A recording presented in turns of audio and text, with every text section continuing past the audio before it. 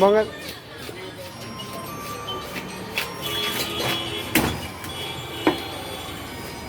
அடியில பேப்பர் வை.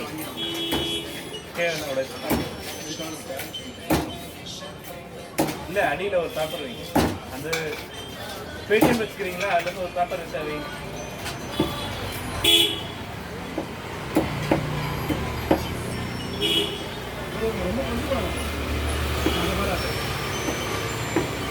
போட்டுக்கிட்டு